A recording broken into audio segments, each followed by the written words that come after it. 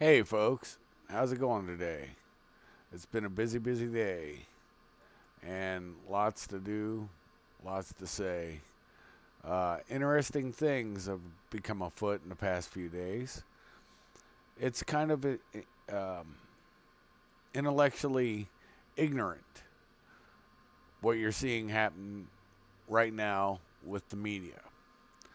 The pomposity of the NPC, non playing characters, non playable characters in this collusion delusion. You're seeing folks that do not want to accept the fact that they have carried fake news. They don't want to talk about anything other than trying to spin a narrative. They think they can change a narrative, and no one will notice. Of course they won't. You guys are just like I. We're just the idiots. We're the ones that don't know anything. Of course, the media knows everything. It's systemic, even within the political circles.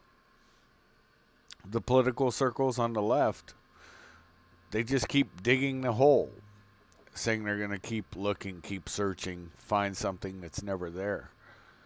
Well, this brings up some serious things that I've been looking at for quite a while.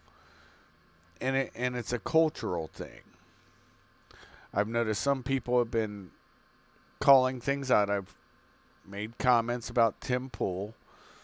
I think he is probably one of the few honest brokers besides, his name is eluding me right now. It'll come to me. It starts with a G. His last name starts with a G. But both of them have been steadfast in just trying to find facts. Actually trying to be honest brokers in this entire situation. And it boggles the mind. When you look at how the media sells things, and they do, they're all about the sales. They want their beliefs, their thought process, to be the only process. And when you look at this, it's absolutely, well, it's kind of crazy because you had CNN that was going down the tubes along with MSNBC until the Trump presidency.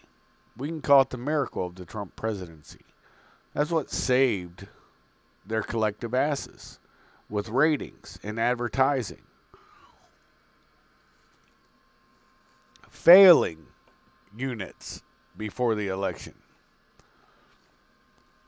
When I say units, just like anything, it's bought and paid for, sold. There's a market for it.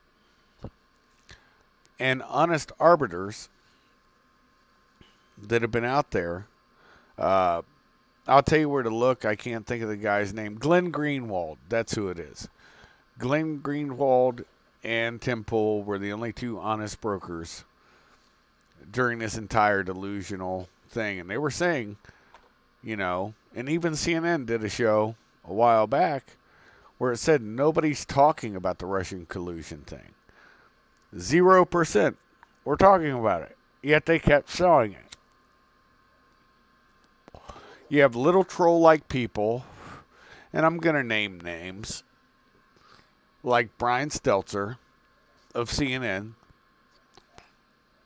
who it absolutely, and of course, Zuckerberg, who runs CNN, Jeffrey type,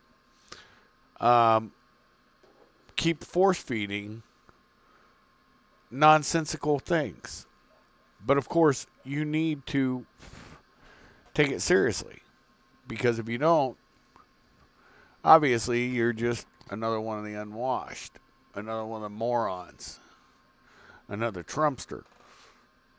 We can all hold Trump to account on his things that he does. And the things that he tweets or whatever. Whatever you want to call it. Nobody's perfect. I'm a cardinal example of that. I don't think I've been perfect in my entire life. And I definitely don't think anybody who listens to my show thinks that either, because I don't put that air to it. I've told every student I've ever had, I don't believe in experts. Some people have told me in my lifetime that I'm a subject matter expert. I'm an expert on this, an expert on that, and I always push back against that. Experts are found dead every day. You've heard me say that numerous times. If you've listened to my podcast for anything more than 1 or 2 shows, you hear me say never believe an expert, because experts die. Now, I may have more skill set than you, and I may not. There's people that have greater skill sets than I. That's a factual statement. And I have a greater skill set than other people. That also is a factual statement. If I were to make any other statement, I would be telling you a lie. See how this works? It's called, I like my small channel. I like being able to be honest. As long as I can keep this small channel, it's a time capsule for my son and the progeny that come from him. So that's why I keep away from a lot of things that I would absolutely love to talk about, because I believe in more speech, not less. Now that I've said that, we're looking at this whole shenanigans coming apart, literally at the seams. Everything they built was on a foundation of sand. Somebody was, and I can name the other name of the other troll, Brennan. Remember, Brennan's a little man. He's not a big man. He converted to Islam during the first Gulf War. And yes, I was there for the first Gulf War. The Kingdom of Saudi Arabia. There's a nice picture of me bodyguarding Steve Martin. You guys have all seen it. It was during the first Gulf War when I was still a young man. And that's a fact. Nobody can dispute.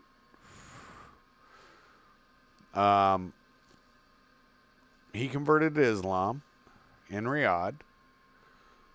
And he's also went through college. A lot of people fail to realize there was a time with Islam. I'm going to give you 2 separate times. One was during the era of Second World War with Germany. Famous picture of the Grand Mufti of Jerusalem meeting with Adolf Hitler. One of the most decorated units in the SS formations that were foreign formations was a Muslim formation. And it was highly decorated for their zeal. And they were very into, and all you have to look at is Syria and Iraq. They stylized, and same with the beginnings of Egypt's, Nasser's republic during that time. The Ba'athist came out, and it's based on the German military and political system. It's a fact. Something happened, you know, if, as the old adage is, something happened on the way to heaven. I guess it's a Chinese proverb, if memory serves. But it got co-opted during the PLO, Palestine Liberation Organization, Arafat's time, right around the time where you saw the Sadat-Begin talks and the peace with Egypt. That's about the time you saw real heavy co-opting of Islam into the Soviet sphere, or at least the socialist sphere of control. And that was done through Honecker and the other folks that were pushing a certain brand of communism. And so when you think Brennan converting to Islam as being a card-carrying Marxist going through college is an odd thing, you have to understand the dates and times. Like I said, take it to that 35,000, 65,000 foot level to look at the whole body of work. You can only understand somebody by looking at their whole body of work. And a lot of people will take their bodies of work this way, that way, this way, that way to try to check things out. But that hiccup is always able to be exposed through looking at the whole body of work. It's a fact. It remains constant. The old adage in the Bible, what? A leopard does not change its spots. So if somebody actually has some honor, some integrity, there may be hiccups. Things may happen. But in the end, they're still going to be that same person. Just like a society. Now that we're seeing the systemic problem within our society, i.e., I've said this numerous times now, you have to have the 3 M's, the leg of the stool, that is all about a coup. You have to have money, military, and media. The left has the media lock, stock, and barrel. Why you think they're going after YouTube and channels like mine, like Alex Jones, like any other channel they want to push back on? Because it gives you an alternative view to think on. See, the difference is none of us tell you what to think. None of us try to indoctrinate you. I know I listen to Alternative Currents. Every Thursday I'll be there in the chat. Alternative Current Radio. The Boiler Room, and sometimes I'll be on Sunday Wire in the chat there. Patrick Henningson's show. It's because I find value in those two shows. One's kind of comedic. I enjoy that. And Patrick's pretty informative, and he has on a lot of people who think possibly even differently than I do. But see, I cherish the difference of thought. I want pushback on. I like it when you pointers out there point me in a direction. Point me and say, hey, what about this? And then I'll look into it.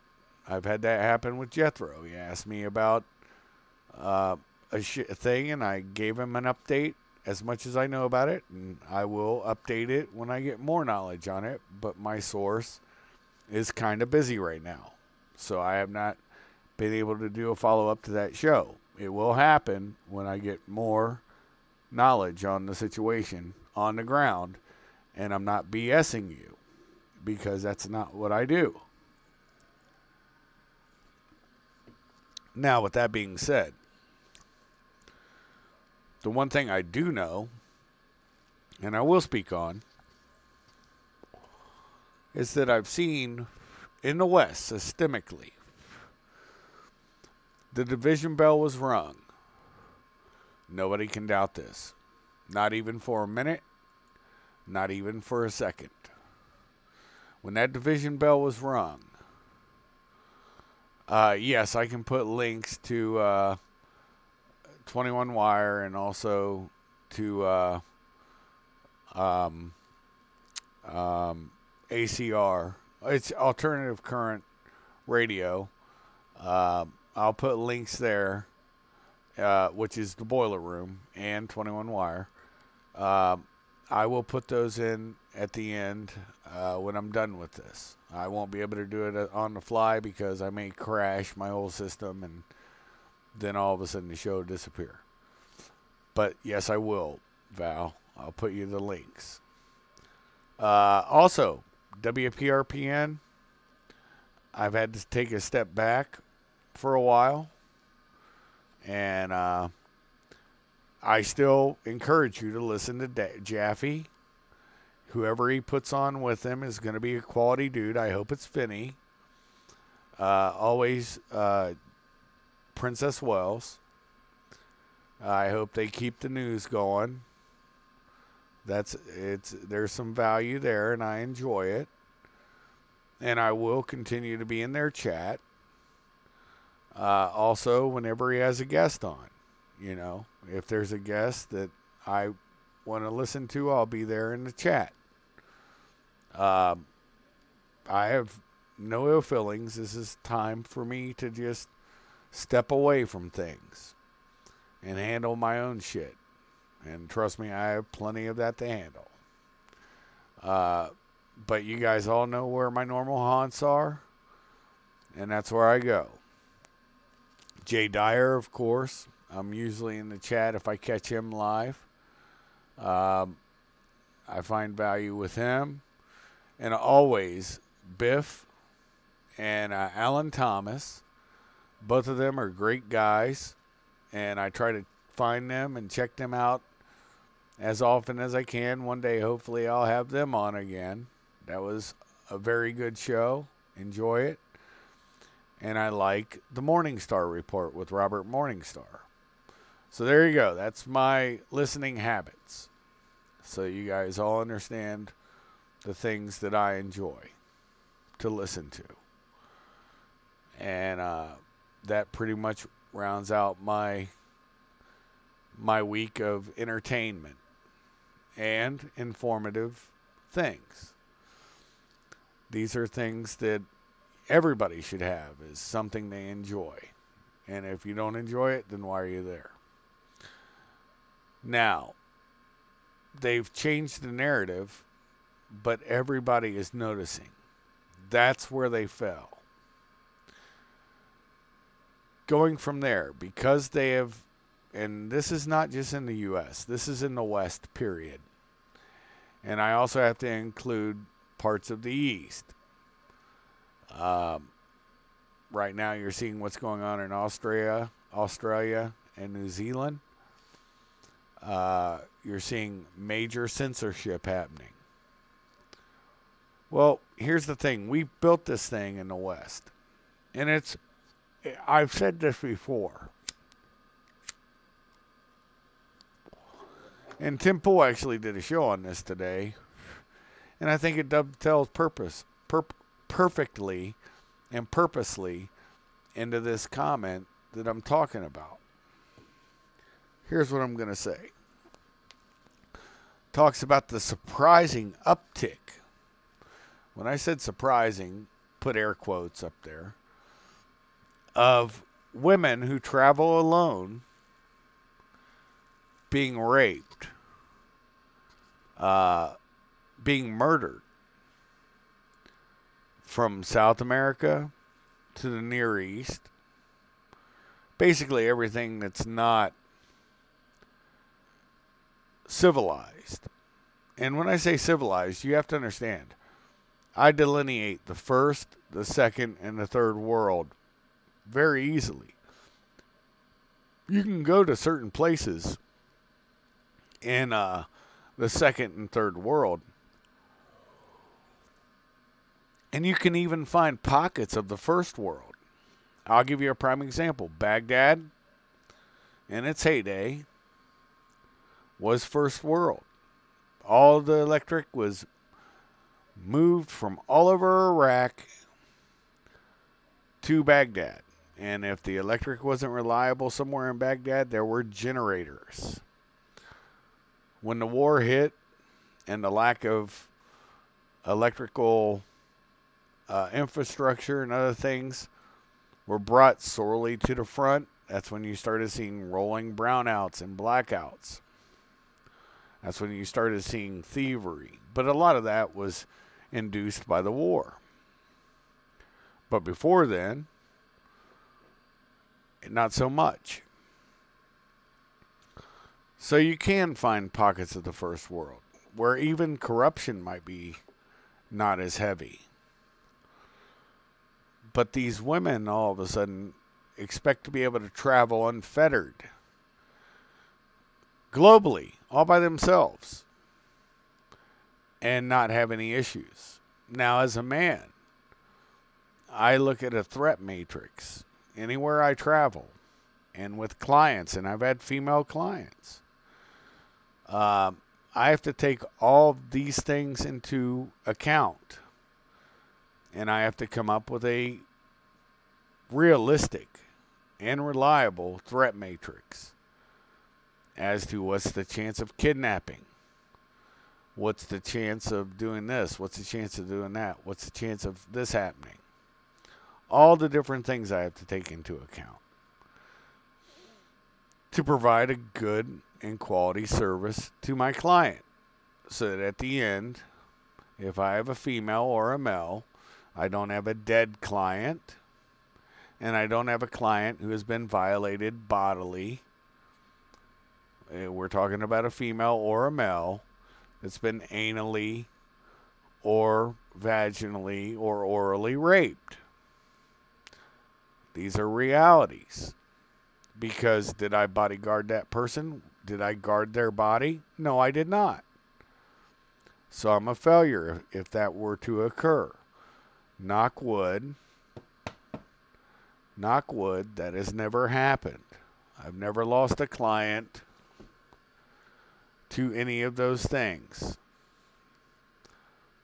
It's just the way it is. You could call it dumb luck. You can call it skill. I don't care what you call it, but my record stands. And this is not a dick measuring contest, so I'm not putting that out there to say that I'm any better or any worse. I'm saying it hasn't happened. Notice the key word now, yet. It can always happen. But I've, along with two other people you've heard, two other PHU members, what did we all say? All three of us in accordance and agreement all say it hasn't happened yet. Yet is optimum. It doesn't matter how badass you think you are. It doesn't matter how you think you run a gun. It does not matter how much skill level you have hand to hand. Yet, you can freeze. Many things can happen. So, that's where I'm going to end with that part of the conversation. Now, during this report that he's reading, and it's actually, I would suggest all of you listen to Timcast on women feeling like they should be able to travel alone in this cold, dark, evil world. I would suggest you listen to that because it's a valuable podcast. And it's coming from somebody who does not have a skill set. He went through a course where he was probably taught by somebody like me. Except they have to be politically correct because they have a human resources somewhere over them. Well, so they can't say the things that I can say. Females, look, every woman, and if you doubt, we're not going to get into a gay, lesbian, any of that debate because I really don't give a fuck about it. It doesn't interest me. But what does interest me is women have a psychology. So do men, but it's a different way. Women, any of you who've had kids, I've seen the miracle of a woman when they've had a kid. Once they're impregnated, certain switches flip in their mind. They start nesting. They want to make a nice little thing for the progeny to come into when they leave the womb, that it has everything that it needs. Then when they have the baby, other switches click. And you can see it almost physically. See it happen. And see the transformation.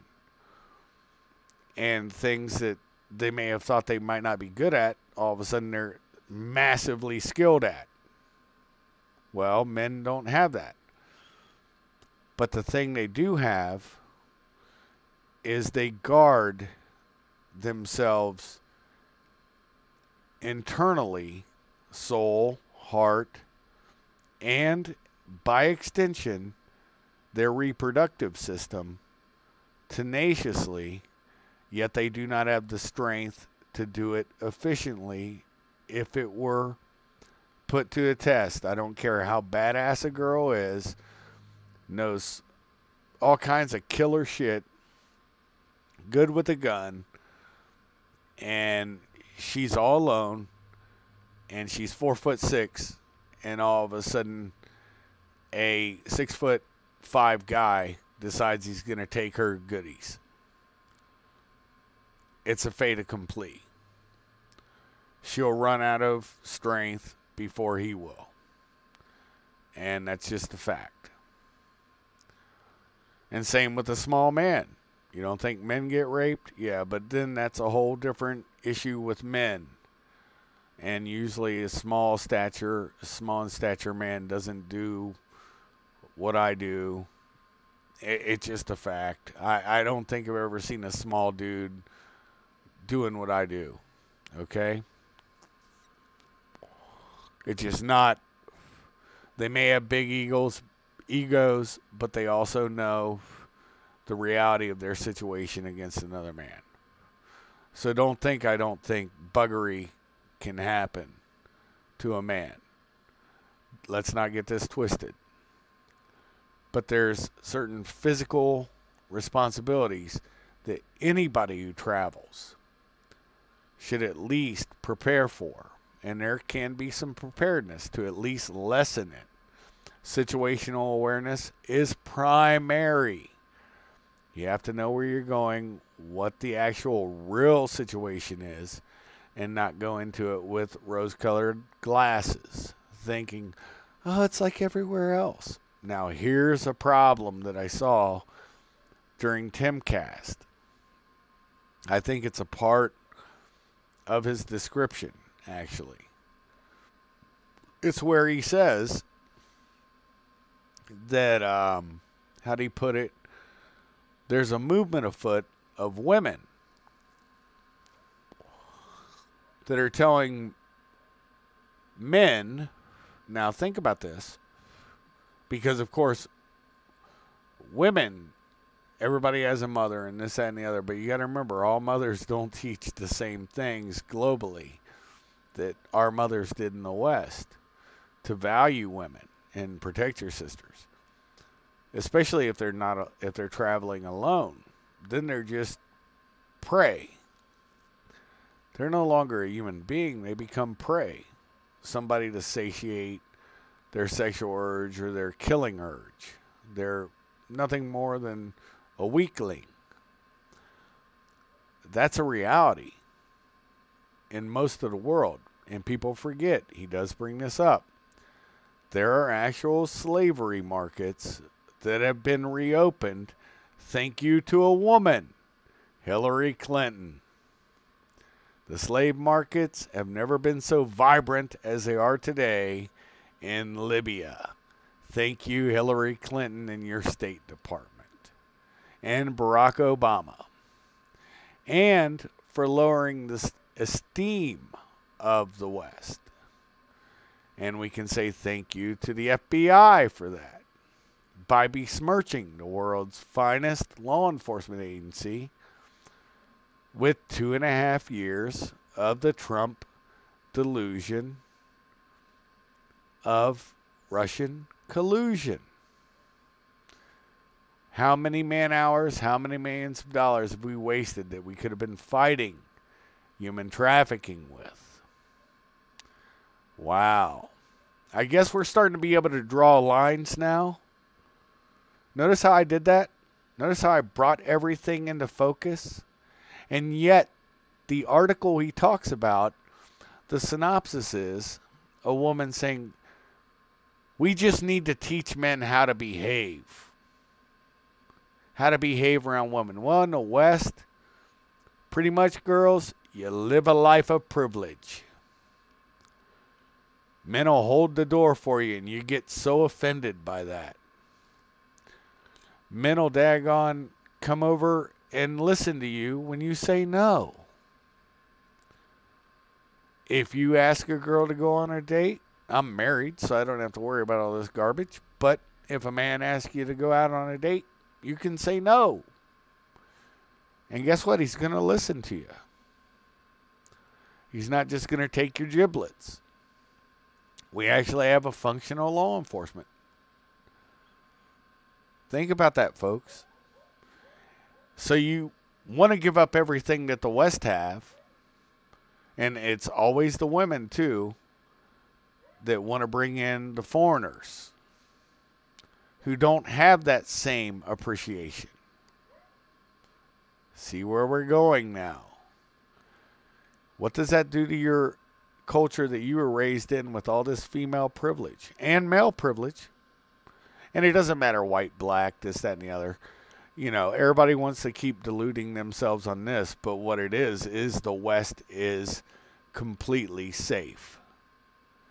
No matter how many people get killed every year in the U.S. or wherever, it's a lot safer than anywhere else you'll go.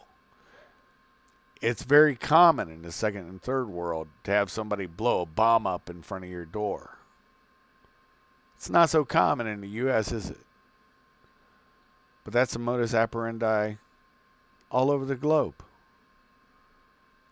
Like I said, civility and respect is a very thin veneer. It's a curtain that is so fragile, only an outward breath as I speak can make it completely disappear. And then it doesn't exist anymore. And so my point being with the entire show is I need you all to understand that this primrose that all of us have been walking for quite a while, and that we all think is so steady, so steadfast, so easy. Well, I think everybody needs to reevaluate it. And also evaluate where you listen for your news, where you listen for your thoughts, the things you want to invest your time in. I think that's the more important part.